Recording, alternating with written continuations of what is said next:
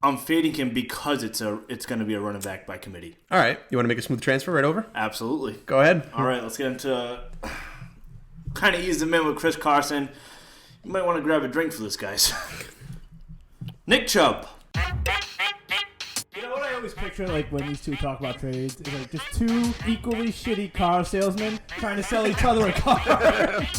You've been talking for 20 minutes! The fuck? You haven't said anything yet! The whole team's a bunch of backups. I need you to give a shit about my fantasy team. All right, live to tape. I need the scotch. It's been one of those episodes. It's just been a weird day. I literally did nothing today. By the way, how was it, guys? Your weekends?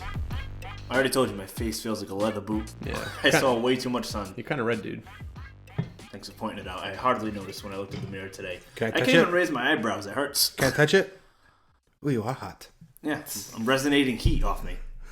You look like an apple. All right. Enough of my face. Marissa wears a red Delta jacket Yeah. for like her raincoat. It's that one right there. It's red.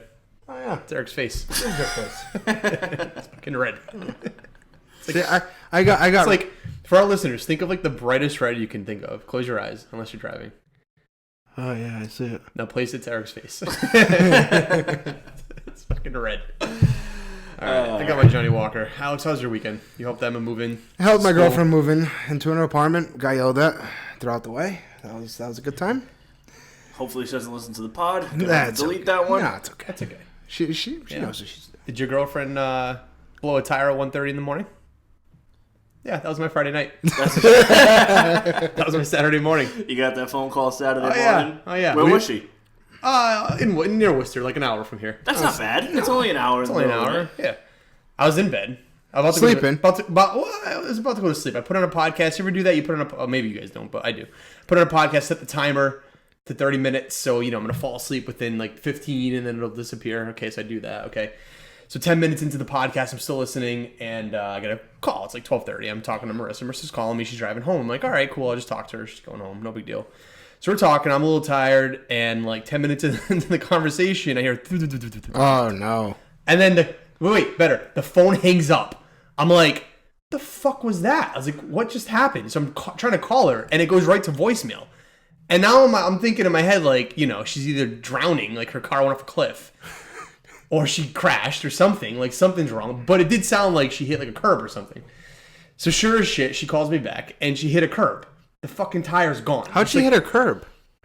Who knows? Middle of the night. On the highway? No. She's like driving through the back roads like a suburban area. It's like she like, took a right turn too hard and hit a curb. And just blew out the front right tire. I can't imagine there was many cars on the road forced that are too close to the curb. I'm not going to get into her driving style. It's very aggressive. It's a very aggressive driving style. It's one of those things where you have to help, but low-key, I would have been very pissed. I would have been like, you couldn't avoid the fucking curb? Dude, she's 10 minutes from home.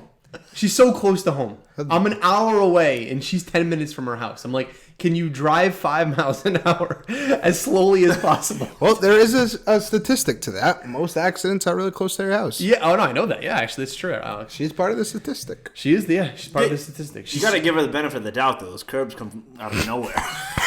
They really get you.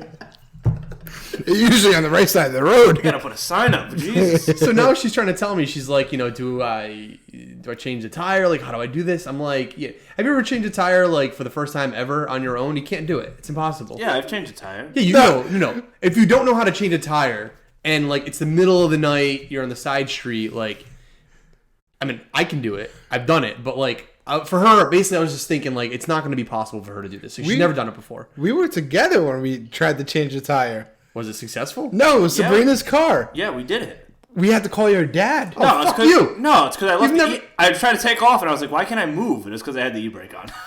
No. Yes, No. There was a flat tire. I couldn't fucking move because the e-brake was on. That was it. When we were trying to take off, I'm like, did I do it wrong? My dad's like, did you leave the e-brake on? I was like, all right, I gotta go. Well, but we also, Eric didn't, you didn't know how to do it. We didn't know how to break, we didn't know that we had to break the seal. Exactly, yes. Yes, we did. No, we didn't. We called your dad. I remember this. I called my dad because I couldn't move. No. The car wasn't moving. No. Oh, I don't know about that. Get your story straight, boys. I don't know. It's the easiest fucking thing to change a tire. I don't know Well, about that. if you don't know what you're doing, for someone who's not like technical, you're a technical person. So it's a little different for you. For non-technical people, changing tires isn't like that easy. Like you need to know to like crack out the right tools It's and also how to turn it's it. And tough like if you can't crack the nuts on it too. Also. Sometimes Also, you the gotta point stamp on the to stamp it out. It's tough. Well, so the next crack them loose. Yeah. So long story short, I go and pick her up. We go to her parents' house, fucking 2:30 in the morning. She's crying. She's feeling bad. I'm like, don't worry about it. No. We do the thing. The next day, I show her how to change the tire. We're late for parties. We're late for everything, but whatever. Anyways, that was my Friday into Saturday. Sorry we asked. I know. It's like, fuck. Anyways, that's what you do. That's chivalry's not dead. That's how it works. Yeah, definitely isn't. All right, we get into this. Let's do it. Players to avoid. Yeah, I feel like I declined the scotch before the episode started, but I might have to get one halfway through. Yeah, you might want one. I've already been fighting this battle all week, so it'll be nice to actually air out the dirty laundry on the pod. What? Your guy. My guy. Your guy. The guy I want to talk about. Do you want to start? Or do you want to lean into it? I'll start. We'll ease our way into it because honestly, if we start off with this, tempers are gonna flare. The masses are start. There'll be a little disturbance in the forest. People feel it. We'll save him for like halfway through. All right. Do you want to go, Alex? Or do you want me to start? I can start. Doesn't matter. All right. All right. I have two players. The first one I have on the books here is Chris Carson. This is great. Did you guys want to tell them what we're actually talking about, or are we just gonna players to avoid? Did we talk about that? I just said that. Players to avoid. Okay. I literally said those words. All right. Sorry, I'm focused on my guy. I already know the two backlash. episodes ago, Alex, I run through the players that we're doing in the QBs, and Alex was like, "Oh, did you say Daniel Jones?" And I'm like, "Yeah, I saw it. I said Daniel Jones. I ran on my page. I said it." Alex is like, "Just like you, just now." You got a real attitude today. I know. I'm a little upset. Yeah, you better relax. If anybody's lost in Madden as many times as I have lost in Madden, you'll know. You're like 1 in 100. You'll know the pain of. I just got my ass handed to me twice by Alex.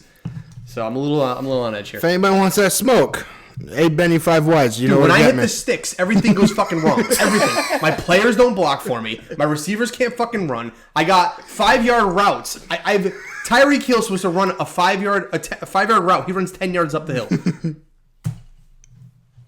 All right, players to avoid. Chris Carson. I like him as a back. I'm fading his ADP. I've looked on numerous websites. His ADP is somewhere in like the round 309, somewhere in like the 401, 405. Last season, he finished as the RB12 in points per game at 15.5. In general, like he was a pretty solid back last year. Had like 1,200 yards or so. Mm-hmm. I think the fact that they are bringing Carlos Hyde and Rashad Penny, the two backs there, tells me that this is going to be an obvious running back by committee. And I'm pretty shocked that Chris Carson is like in like the RB15 category. He's like in that like sort of top RB15, RB12. Higher or lower? Higher? I think it should be lower. Lower? So, for example, again, we talked about this in the last episode with projections, right? He's projected 183 on Fantasy Pros, okay? If you stack that 183 mark for this season, this year, he finishes running back 22. And I'm not even worried. Like, people actually, like, I don't know why there's, like, this narrative that he, like, gets hurt a lot. He actually doesn't. He's not a player that gets hurt that often, actually. Like, he played almost a full season last year. He missed the last game of the season, basically. I think, sorry, week 16, he went out middle of the game with a hip problem. Yep. He didn't have to go into surgery, which is a good sign, obviously. So I'm not necessarily worried about his injury status. It's just more of the fact that they brought in Carlos Hyde. I think more as an insurance policy on Rashad Penny, who's actually like the injury-prone person. But for me, like in the mock drafts that I'm looking at, some people are taking him like as their RB1 after going 2 rounds of, two good wide receivers or, wide receiver tight end. Yeah. If Chris Carson is your running back 1, don't get into that situation. Try to avoid that scenario. Would you feel good with him as your 2? I would. If he was my 2, I would feel okay. I'm still like I would still rather have probably someone. Honestly, I would rather have Gurley as my number 2. Probably I'm gonna say it. Le'Veon Bell is my number 2. These guys have more Gordon. Yeah, Gordon. Like these guys have more PPR upside than Carson does. Carson's just a straight running back. He doesn't have a lot of passing upside, and I got to be honest, probably Carlos Hyde's gonna end up taking that. Well, it's funny that you mentioned that you're not too worried about his injury because that's probably the biggest red flag for me. That he's not injured, but that he was injured. Yeah, but that injury scares the hell out of me. I looked at it; it's not that bad. It wasn't that bad. He didn't have to go into surgery last season.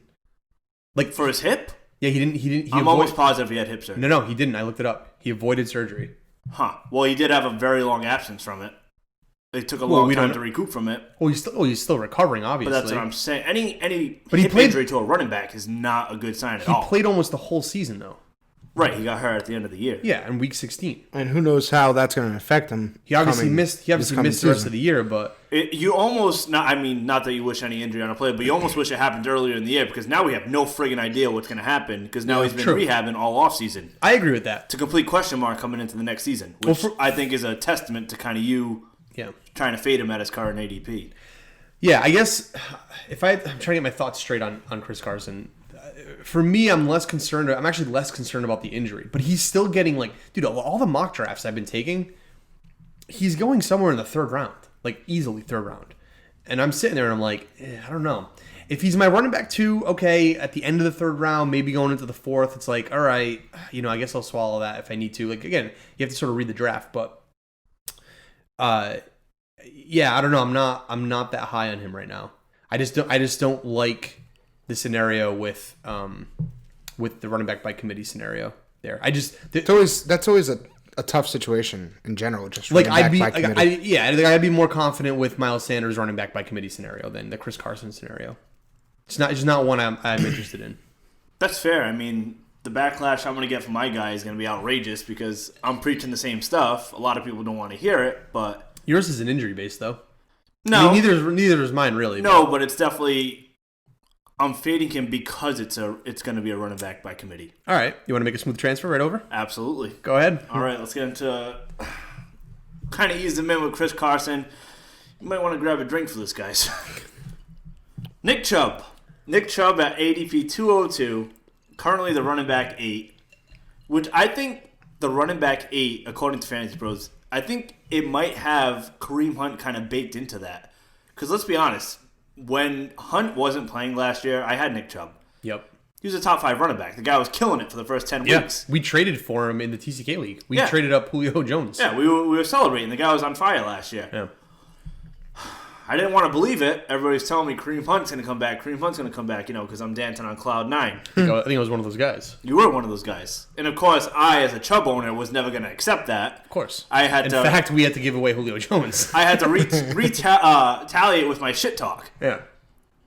Unfortunately, that wasn't the case when Hunt came back. It was very significant in his splits with and without him. The guy's stats dropped straight off a cliff. He went from an RB1 to an RB2 almost instantly. I was surprised at how much Hunt got used the first game back. Mm-hmm. I was like, there's no way this guy's in football shape. There's no way he's going to come in and take touches. And then in the first game, I was like, what the fuck is that? What's he doing? Where's Chubb? What's he doing?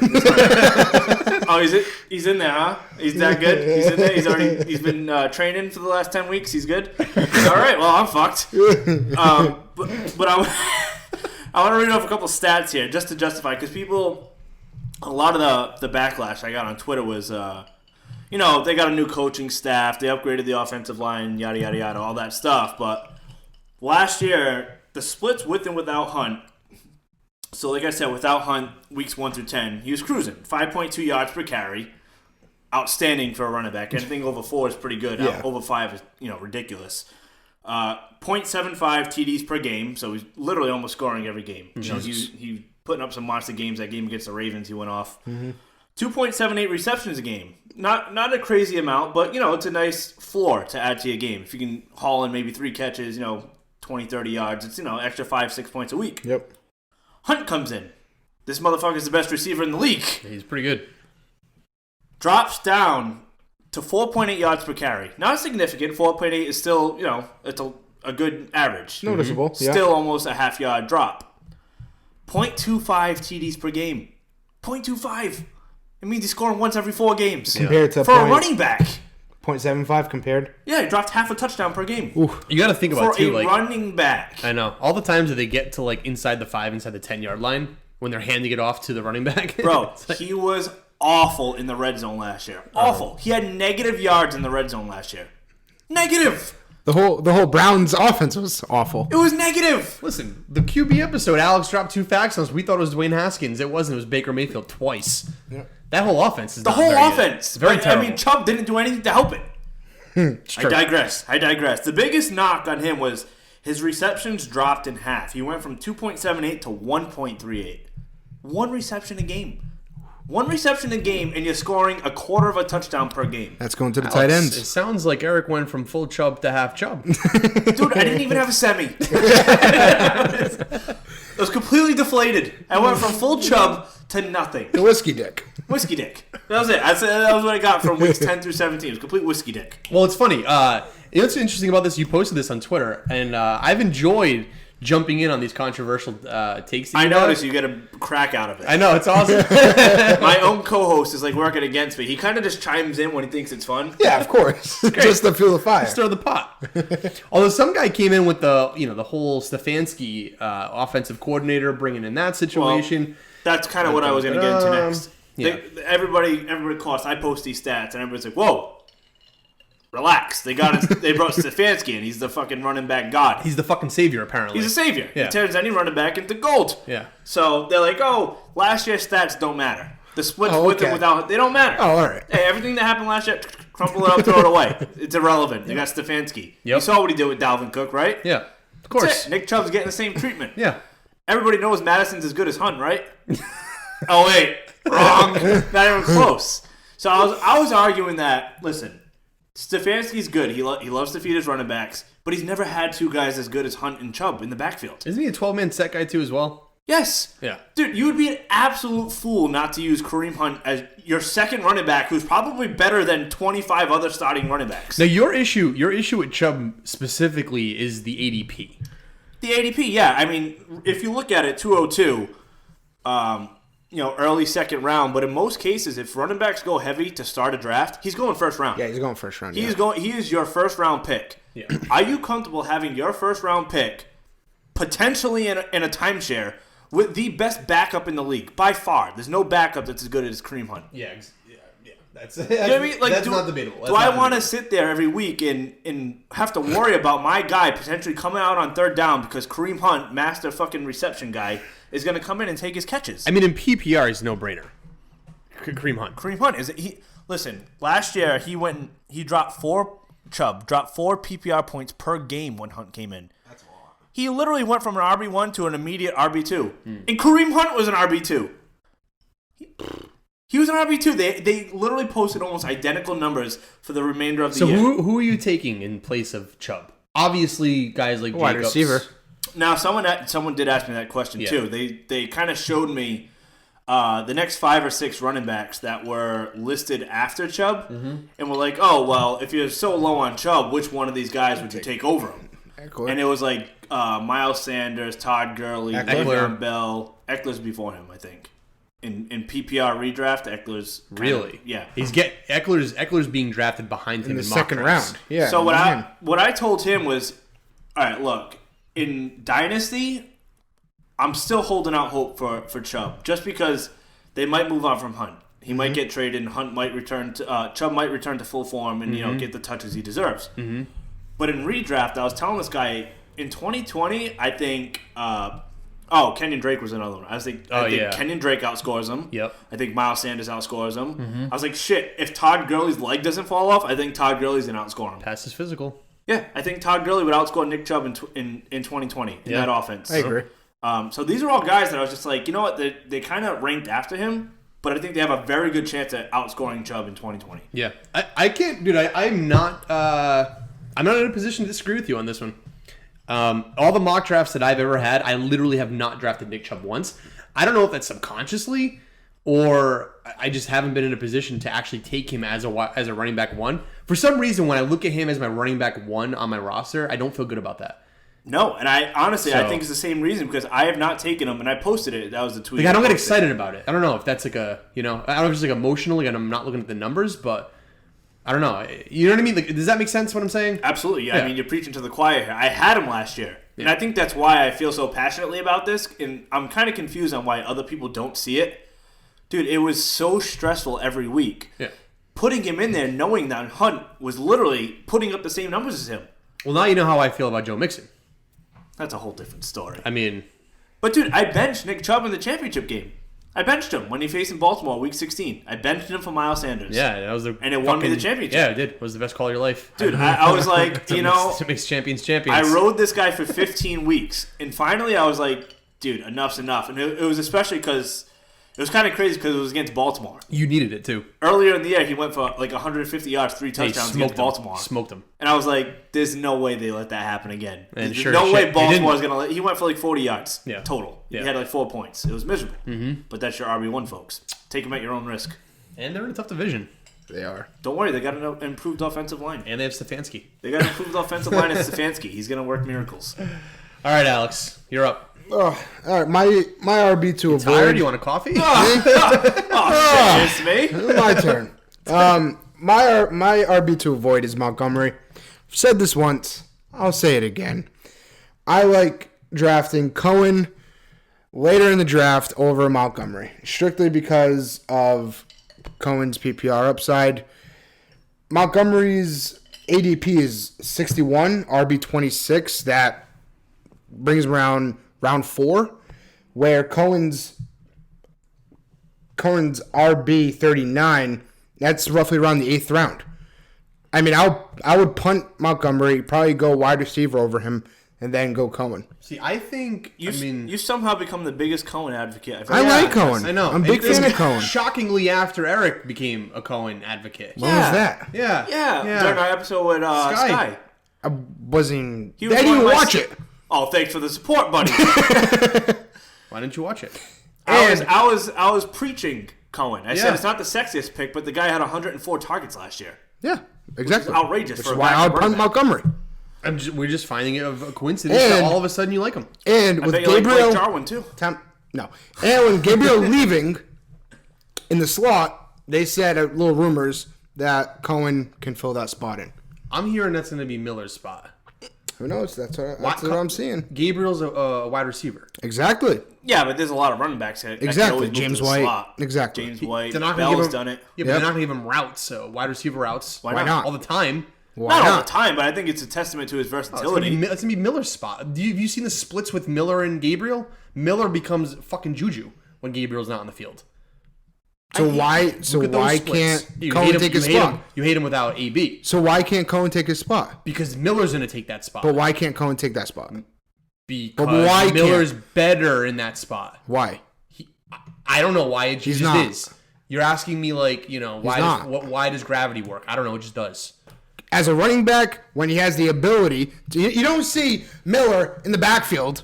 Okay, all right, guys, I'm ready. Give me the ball. Right. You can't see Cohen in the slot. I'm going to disagree with your whole Montgomery take to start. No, Because he's going to be the 3-down back. no, he's not. Yes, he will. He's not a pass catcher. He will be the... He actually is a pass catcher. Not more than Cohen. He will be. You're not he gonna will have, be the you're not premier. gonna have Cohen on the sidelines. He will be the premier 3-down back. Last year, the fucking Bears fucked up their offense. We said that we were there to the first game. It was running back fucking tryouts in game 1. That ain't gonna happen this year. He's got the backfield locked in. He was sneakily pretty good last year. He actually was relatively productive. Montgomery? Montgomery was not He bad. averaged below 4 yards a carry. Thank you. He had 1,100 plus total yards for the season as a rookie running That's back. great, but his efficiency was in the shitter. Again, Exactly. I'm not saying he's gonna be like my RB1, but for my RB 2-3, Nope. maybe I would 3, rather have Cohen as my sure RB3. But I'll take Montgomery. I think Absolutely. that's No, one of the Cohen, things. He's falling drastically. Montgomery, no one wants I Montgomery. think that's because they're kind of Tariq Cohen's value is baked into that. Exactly. Cohen last year had the most targets he's had in his whole career, even with Montgomery in there. And you think it's going to happen again? Same thing. It's going to be even more probably. I think Cohen's too good of a player to not use out of the backfield. I think he's just too we'll good. see. He's a fantastic receiver, like one of the most underrated running I'm back. going to be happy when Alex. He's very fast. I'm going to be happy when Alex passes on him, and I'm going to snag Pass on Montgomery who? in like the 7th round. He's not going to go in the 7th round. He's going in the 4th. No one in our league is going to take him. You never know. And then when that happens, I'll pick Cohen in the 8th. In redraft, I mean, I don't have that much faith in Montgomery. I don't. Honestly. In Dynasty, I'll take a shot at him as my third running back. He could be your 3rd running back in redraft. Potentially.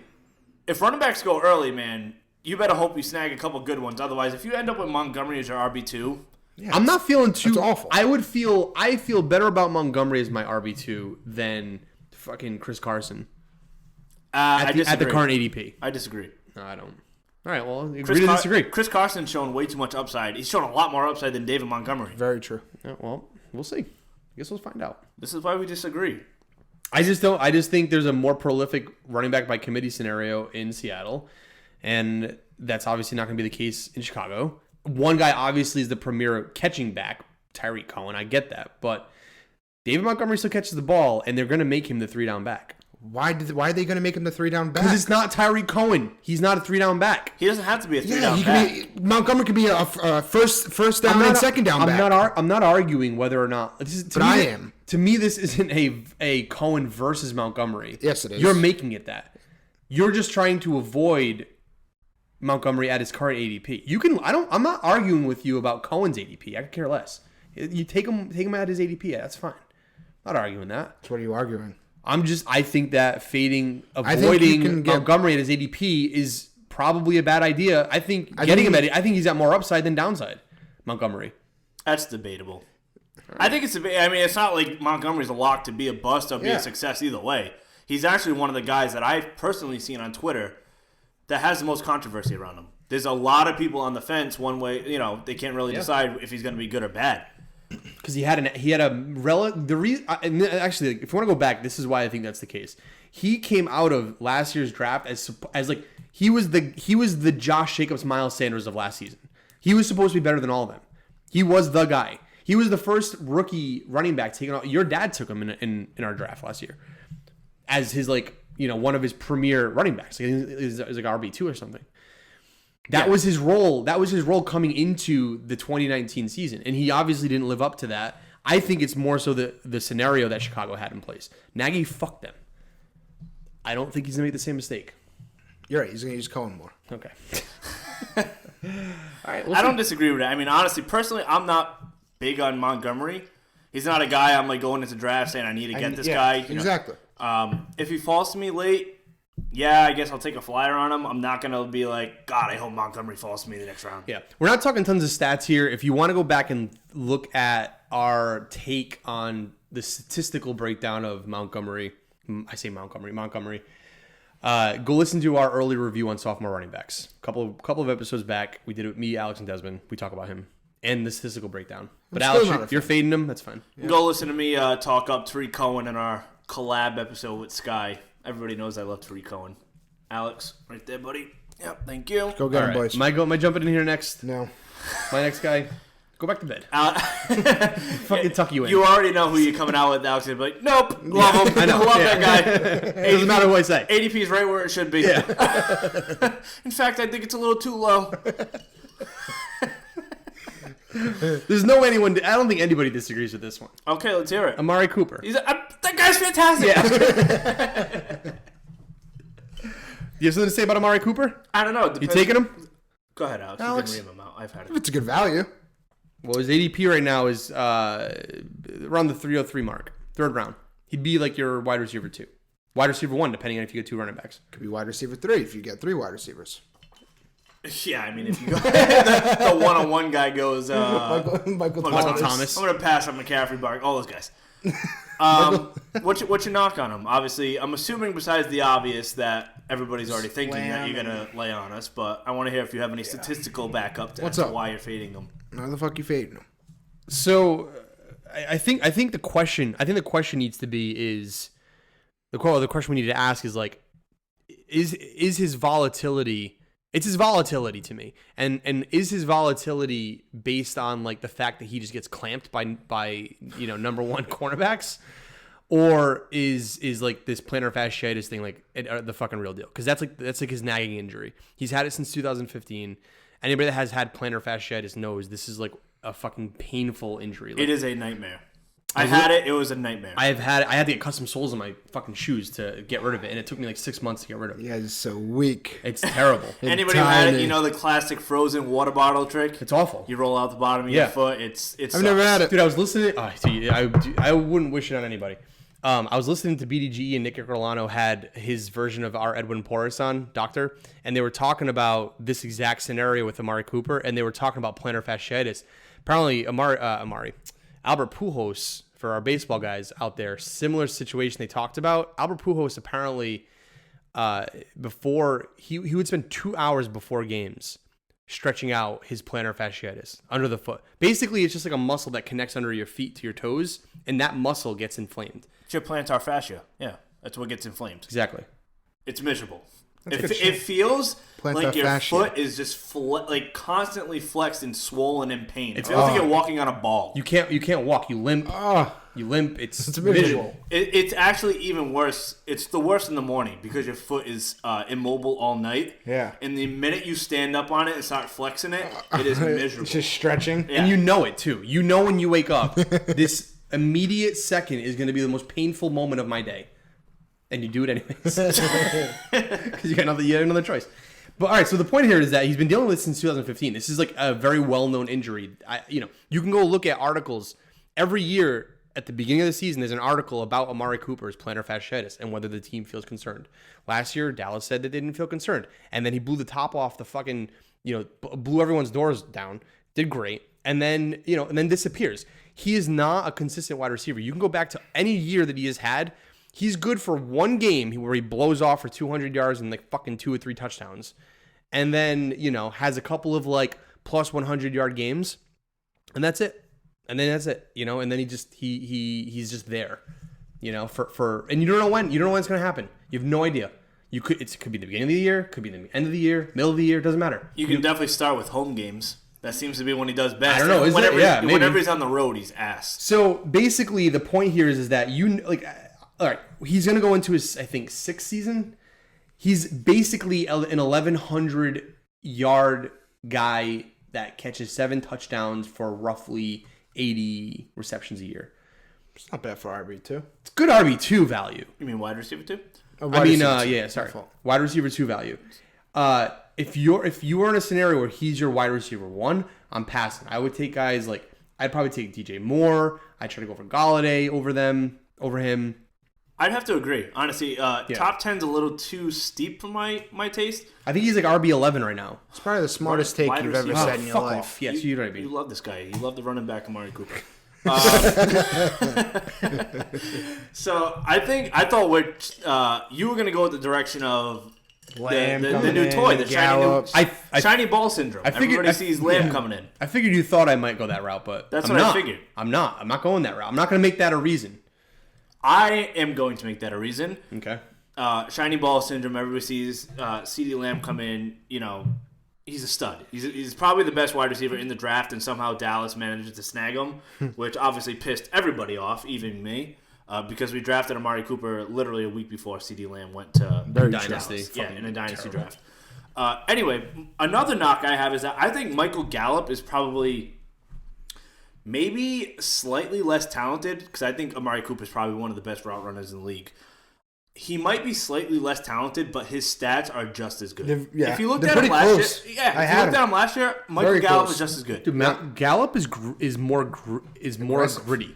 He's He's a gritty, aggressive wide receiver. Dude, we saw it all last year. Amari Cooper's Cooper the opposite would literally give up in games. Yeah. Exactly. You give up. I got Gallup on free agent on the wire.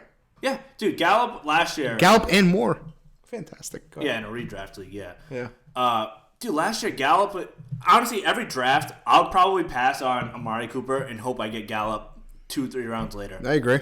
Every single draft. I don't think Amari Cooper is worth. His ADP is way too high. Yeah, I don't see him putting up top 10 wide receiver numbers with Lamb and Michael Gallup putting up similar numbers. And Elliott in the backfield. If you find yourself in a scenario where you drafted a running back, let's say you were the early pick, say you drafted Saquon, then it comes around and, I don't know, you draft Fournette. Or another running back somewhere late in the second. Fournette's a good one. If running backs go fast, you know what I mean? Right. Or God, I don't know, somehow you get like Aaron Jones or something ridiculous. I don't even know that I would touch Amari in the third. I'd probably go maybe another running back. If you drafted if you did draft a wide receiver, I'd probably go like Kittle or Kelsey over him. I would let Amari fall to the back end of the third, fourth.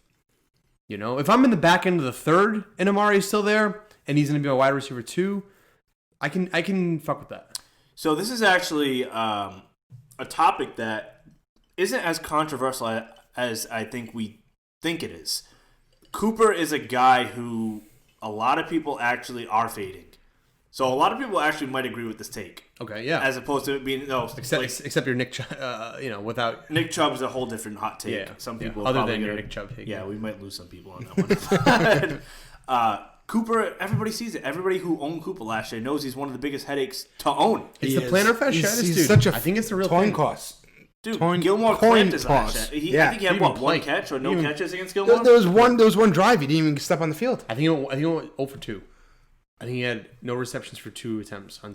Actually, I think the crazy stat I saw was I think Gilmore had more catches because he had a pick. He had a pick. Yeah, that's right. He had a pick. He had more catches than Amari Cooper in that game. Yeah, he did play like a bitch. Yeah, he had that thigh injury, which he's had I get turf could be toe. tough. He's been nicked up. He had a knee injury a little bit last year. There's some issues there that I don't think are going to remedy this season, if at all, in his career. And he'll be a fine wide receiver. He's on a high productive offense. Like, they'll throw the ball a ton. Like, it'll be fine. He'll get his yards. But he's an 1,100 7 touchdowns a year guy, which is fine. That's fine for wide receiver too. There's no need to go and get him higher than that.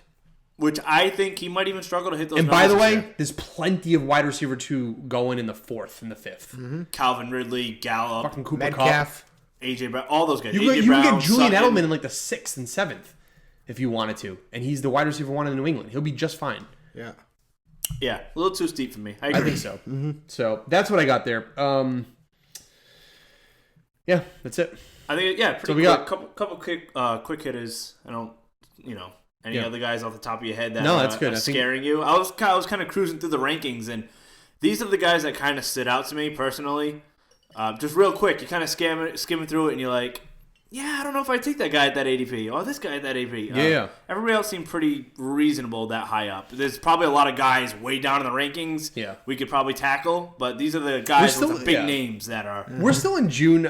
My guess is we'll probably do another one of these in August, right before redraft starts for a lot of leagues, because we'll have gone through mini camp, we'll have heard from organizations and what they feel about their camps.